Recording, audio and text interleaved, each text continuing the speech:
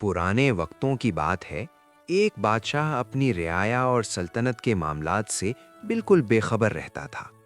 اسے اگر کسی چیز سے عشق تھا تو وہ تھے قیمتی اور نئے لباس۔ اس کی پوری زندگی شیشے کے سامنے شروع ہوتی اور وہیں ختم ہو جاتی۔ ایک دن دو مکار ٹھگ اس کی اس کمزوری کا فائدہ اٹھانے کے لیے دربار میں پہنچے۔ انہوں نے دعویٰ کیا کہ وہ ایک ایسا معجزاتی لباس بن سکتے ہیں جو نہ صرف دنیا میں سب سے خوبصورت ہے بلکہ اس کی ایک خاص صفت بھی ہے۔ یہ لباس صرف ان لوگوں کو نظر آئے گا جو عقل مند اور اپنے کام کے ماہر ہوں گے، جبکہ جھوٹے، گنہگار اور بے وقوف انسان کو یہاں کچھ نظر نہیں آئے گا۔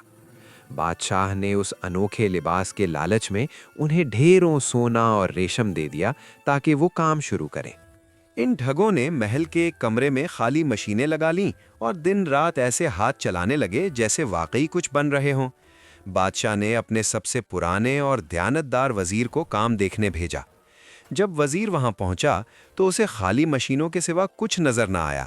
اس کے پسینے چھوٹ گئے۔ اس نے سوچا کہ اگر میں نے سچ کہا تو سب مجھے بے وقوف اور نااہل سمجھیں گے۔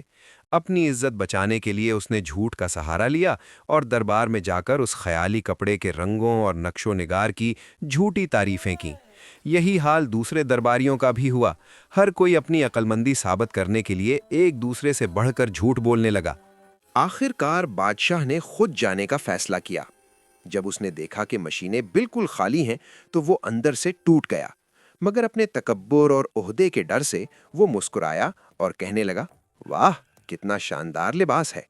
جب لباس تیار ہونے کا ناٹک مکمل ہوا تو ان ٹھگوں نے بادشاہ کو آئینہ کے سامنے کھڑا کر کے ہوا میں کپڑے پہنانے کی اداکاری کی۔ بادشاہ ننگے بدن کھڑا تھا مگر خود کو عقل مند ثابت کرنے کے لیے اس جھوٹے لباس پر فخر کر رہا تھا۔ اسی حالت میں شہر میں ایک بڑا جلوس نکالا گیا۔ لوگ حیرت سے بادشاہ کو دیکھ رہے تھے لیکن کوئی بھی سچ بولنے کی ہمت نہیں کر رہا تھا، کیونکہ ہر کوئی دوسرے کے سامنے بے وقوف نہیں بننا چاہتا تھا۔ اچانک ہجوم میں سے ایک ننھے بچے کی آواز گونجی، امی دیکھو، بادشاہ نے تو کچھ پہنا ہی نہیں، وہ تو ننگا ہے۔ اس معصوم آواز نے پورے شہر کا ڈر ختم کر دیا۔ لوگ ہنسنے لگے اور بادشاہ کو اپنی عبرتناک حقیقت کا احساس ہو گیا کہ اس کے تکبر نے اسے سب کے سامنے رسوا کر دیا ہے۔ دوستو، یہ کہانی ہمیں سکھاتی ہے کہ دنیا کی جھوٹی شان اور اندھی تقلید انسان کو اندھا کر دیتی ہے۔